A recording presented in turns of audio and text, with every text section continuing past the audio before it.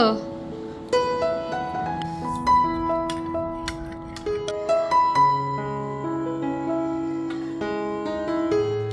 প্রথমে তো এগুলো নিয়ে এসেছি। Hello everyone, good morning. কেমন আছো সবাই? আশা করছি তোমরা যে যেখানেই আছো প্রত্যেকেই খুব ভালো আছো। আমিও তোমাদের ভালোবাসায় বেশ ভালোই আছি। আজ আরও একটি নতুন ব্লগে তোমাদেরকে জানাই অনেক স্বাগত, অনেক অনেক ভালোবাসা। তো এখন ঘড়িতে সময় হয়েছে গিয়ে সকাল 11:30 মতো, আর তোমাদেরকে সাথে নিয়েই ব্লগটা শুরু করছি। তো এখন সকাল 11:30 বাজে, তো ভাবলাম মেয়ের জন্য একটা ডিম সিদ্ধ করি। তো ডিম সিদ্ধ করা হয়ে গেছে, আর এখন ওকে খাইয়ে দিয়েই তারপর আবার স্নান করাতে হবে।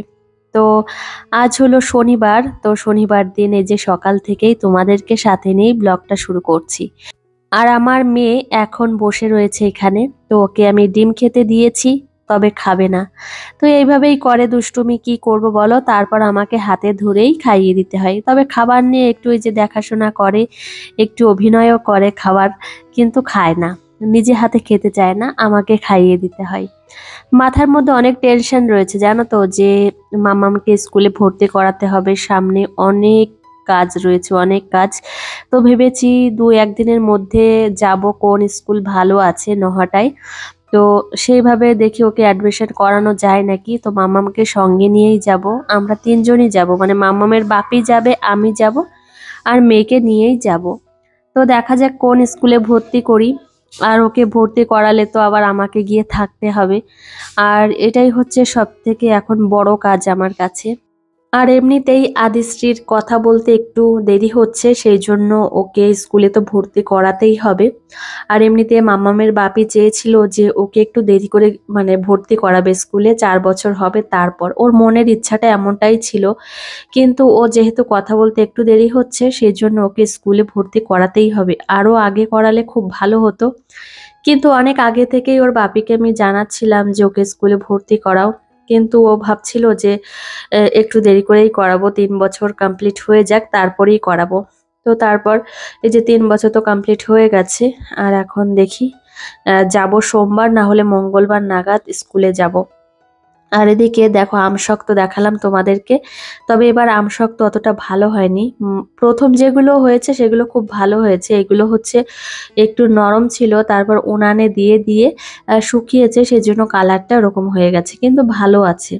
আর এদিকে মেয়েকে স্নান করিয়ে নিয়ে ঘরে নিয়ে এসেছি, আর এখন ওকে রেডি করিয়ে দিচ্ছি। সামনে আবার পুজো, জানো তো, মাথায় অনেক টেনশন রয়েছে, এখনো শপিংই করতে পারলাম না। তো দিন তো চলেই আসলো, পুজো তো সামনেই, এই যে সেপ্টেম্বরের 21 তারিখে হচ্ছে মহালয়া। তো মহালয়ার পর থেকেই তো পুজো, গত বছর তৃতীয়া থেকেই পুজো দেখেছিলাম। সে তো কেনাকাটাও করতে হবে, আবার ব্লাউজ বানাতে দিতে হবে, মাথার মধ্যে একটু টেনশনই রয়েছে। আর মামামের জন্য শপিং করতে হবে। আর এই যে দেখো আদিশ্রী, ওকে রেডি করানো হয়ে গেছে, আর এখন মেয়ের সঙ্গে একটু সময় কাটাবো। তো শাশুড়ি মা তো বাড়িতে চলে এসেছে, সেই জন্য অসুবিধা নেই। মা বাড়ি থাকলে দুপুরে রান্নাটা অন্তত করে, সেই জন্য আমি একটু মেয়েকে নিয়ে থাকতে পারি। আর যদি মা বাড়িতে না থাকে তাহলে প্রচণ্ড সমস্যা হয়ে যায়, মানে 3 বেলা রান্না, তারপর মেয়েকে সামলানো প্রচণ্ড কষ্ট হয়ে যায়। আর আমি যেদিন রান্না বান্না করতে যাই সেদিনও আমার মেয়ে কি করে, আমার কাছে গিয়ে বসে থাকবে, তো আমাকেই কাছে চায়, কিন্তু হয় না। তো যাই হোক, এই যে মেয়েকে রেডি করানো হয়ে গেছে, আর এখন ভেবেছি ঘরটা একটু গুছিয়ে নেব। তো ঘরে না তেমনভাবে আসাও হয় না, ওই সকালবেলায় ঘুম থেকে উঠে নিচে চলে যাই, তারপরে আর তেমনভাবে আসা হয় না। স্নান করে একদম রেডি হয়ে তারপর আসি, বা রেডি এখানে বসেই হই, তারপর ঘরটা গুছিয়ে নিই। আর এদিকে তোমাদের দাদা ভাই বনগাঁতে গিয়েছিল, সেখান থেকে এই মিষ্টিগুলো নিয়ে এসেছে, এত টেস্টি কি বলবো, তো খুব ভালো খেতে। আর ও যখন বনগাঁতে যায় তখন আমার জন্য মিষ্টি নিয়ে আসে, আমি খুব পছন্দ করি, একটা মিষ্টির দোকান আছে, খুব ভালো মিষ্টি বানায়। আর ও যখন বনগাঁতে যায় তখন আমার জন্য মিষ্টি আনবেই, আর ওই দোকানের মিষ্টি খুব ভালো, হালকা মিষ্টি হয়। দেখবে বেশি মিষ্টি হলে কিন্তু খেতে ইচ্ছা করে না, একটা দুটো খাওয়ার পরেই ভালো লাগে না। তবে এখন তো মিষ্টি খাওয়া ছেড়েই দিয়েছি, খাই না, কিন্তু এগুলো নিয়ে এসেছে, তো সেজন্য ভাবলাম কি যে এখন একটু বসে খাই। আর এমনিতে মেয়ে হওয়ার পর থেকেই কি হয়েছে, স্নান করার পরপরই না খিদে পেয়ে যায়, আমার প্রচণ্ড খিদে লাগে। তো সেই জন্য একটা নিয়ে এসেছি, তো ভাবলাম এখনই খেয়ে নিই, এরপরে আর সময় হবে না খাওয়ার। আবার একটু বাদে তো দুপুরের ভাত খেতে হবে, মেয়েকে খাওয়াতে হবে। তো মেয়েকে বলছিলাম যে তুমি একটু নাও, কিন্তু না গো, আমার মেয়ে খেতেই চায় না কোনো জিনিস। কি যে করব, কবে যে খাওয়া শিখবে সেটাই মনে মনে ভাবি। তো এদিকে এখন আমি বিছানাটা গুছিয়ে নেব। অনেককে দেখছি যে পুজোর শপিং হয়ে গেছে, অনেককে দেখছি, কিন্তু এখনো আমার পুজোর শপিং কিছুই হয়নি। আমার বোনেরও অনেকটা হয়ে গেছে, কিন্তু আমার এখনো হয়নি। কি কিনবো কি না কিনবো সেটাই মনে মনে ভাবছি। তো যাই হোক, বোনের বাড়ি যাব, তারপর না হয় ভাববো। আর আমার বোন আসবে 3 তারিখ না হলে 4 তারিখ নাগাদ আমাদের বাড়িতে আসবে, মানে আমার শ্বশুর বাড়িতে আসবে। তারপর এখানে কিছু পার্লারের কাজ আছে, কাজ করে তারপর বোনকে সঙ্গে নিয়েই ওদের বাড়িতে যাব। তারপর কেনাকাটা যা করার করব। এই হচ্ছে মনের মধ্যে একটা চিন্তা ভাবনা। তো তার আগে মেয়েকে স্কুলে ভর্তি করানোর ব্যাপারটা কাজ সেরে নেব।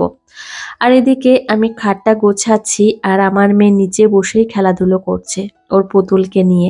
আমার মা অনেক দিন ধরে বাড়িতে নেই, মনে হচ্ছে কতদিন বাড়িতে নেই, কতদিন বাবার বাড়িতে যাই না, এরকম মনে হচ্ছে। সে জামাই ষষ্ঠীতে লাস্ট গিয়েছিলাম, তারপরে আর যাওয়াই হয়নি।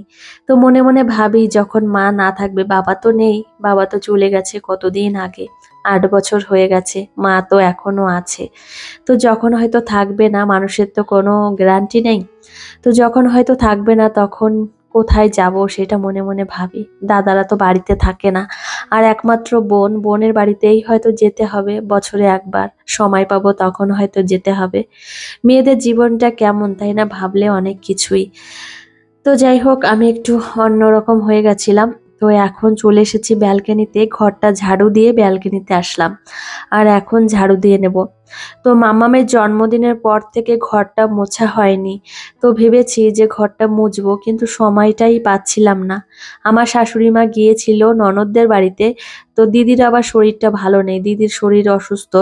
তো সেই জন্য আমার শাশুড়ি মা গিয়েছিল, আবার হয়তো কয়েকদিন বাদে আবার যাবে। তো তখন তো বাড়ি অনেক কাজ থাকে, তো তারপর হয়নি। তো ভেবেছি যে ঘরটাও মুছে পরিষ্কার করতে হবে। তো ভালো লাগে না, সব দিকে সামলাতে না প্রচণ্ড কষ্ট হয়ে যায়, মাঝে মধ্যে হাঁপিয়ে উঠি। আর নিজের শরীরটাও তো তেমন একটা ভালো নেই যে নিজের শরীরটা খুব ভালো আছে, এমনটা না। আগের থেকে অনেকটা কিন্তু আমি রোগাও হয়ে গেছি। অনেকে জানো তো রাস্তাঘাটে বেরোলে আমাকে বলে যে অনেক রোগা হয়ে গেছিস, অনেক রোগা হয়ে গেছিস, এরকম বলে। কিন্তু অতটাও হয়নি যে খুব বাজে লাগছে দেখতে বা চোখে চোখে লাগছে, এমনটা না। তো যাই হোক, বাদ দিই, যারা ওই সমস্ত কথা বলবে তো বলেই যাবে। আর এদিকে দেখো, আমার মেয়ে দুপুরের খাবার নিয়ে হাজির হয়েছি। আর আজকে আমাদের বাড়িতে ওলের তরকারি রান্না হয়েছে। আর এখন ওল, তারপর কচুমুখির তরকারি, এই সমস্তই আমাদের বাড়িতে বেশি রান্না হয়। তো এদিকে আজকে আমাদের বাড়িতে ওল দিয়ে, শিঙি মাছ দিয়ে, কই মাছ দিয়ে তরকারি হয়েছিল, তো সেটা দিয়েই মেয়েকে খাইয়ে দিয়েছি। তো আমার মেয়ে তো ঘুমোচ্ছে ওর বাপির সঙ্গে। আর এখন বাজে বিকাল 5টা মতো, আমি এসেছি জমিতে, আমাদের রাস্তার পাশে যে জমি আছে সেখানে। এসে আমি কটা ফুল গাছের ডাল পুঁতে দিলাম।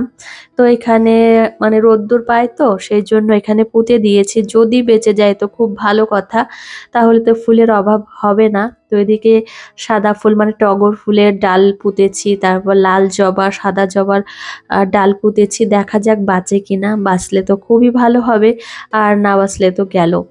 তো এদিকে আমি এখন এখানে রয়েছি, তো একটা দিদিভাইদের বাড়ি থেকে আমি সিন্নি প্রসাদ নিয়ে আসলাম।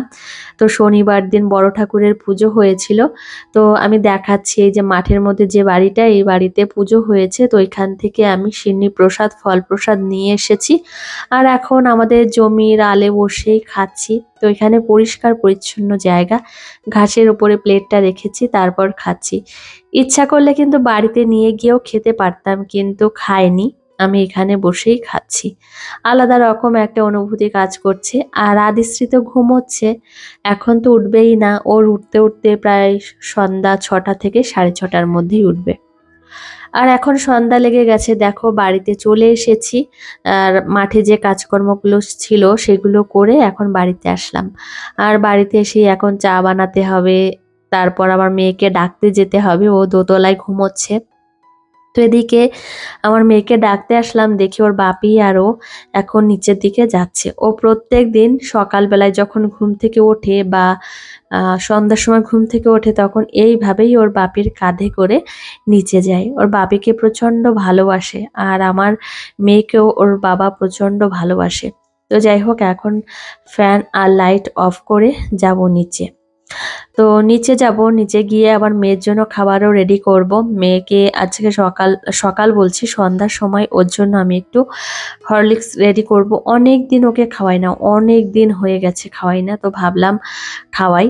তবে তোমাদের দাদা ভাই আর একটা নতুন জিনিস নিয়ে এসেছে মাম্মামের জন্য, তো সেটা তোমাদের একটু বাদেই দেখাচ্ছি। তো এদিকে আদিশ্রীকে এখন আমি হরলিক্স খাইয়ে দেব।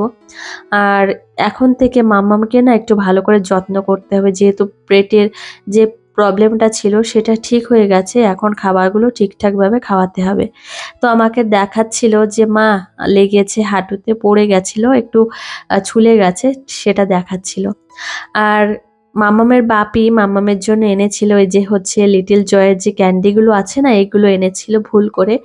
কিন্তু চাইলে আমার মেয়ে খেতে পারে, কিন্তু ও তো খায় না, সেই জন্য এটা খাওয়ানো যাবে না। তারপরে যে এটা নিয়ে এসেছে হেলথ ড্রিঙ্ক, তো এটা এখন থেকে খাওয়াতে হবে মাম্মামকে। তো অনেকটা দাম, জানো তো এই সমস্ত প্রোডাক্টের অনেক দাম। তো যাই হোক, আমি দেখছিলাম যে কি কি আছে এর মধ্যে। প্রচুর পরিমাণে ক্যালোরি পাওয়া যায় এটা খাওয়ালে, লিটল জয়। তো যাই হোক, এখন থেকে হরলিক্সটা বাদ দেব, আর এখন থেকে এই হেলথ ড্রিঙ্কটা মাম্মামকে খাওয়াবো। এটা হচ্ছে চকলেট ফ্লেভারের রয়েছে। তো যাই হোক, প্রথম দিন খাইয়ে দেখবো যে কেমন কি খায় মাম্মাম, তোমাদেরকেও দেখাবো।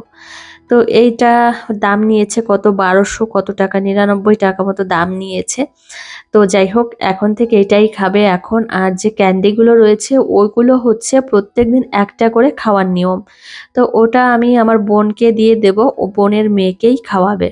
শুধু শুধু ফেলে দিয়ে তো লাভ নেই।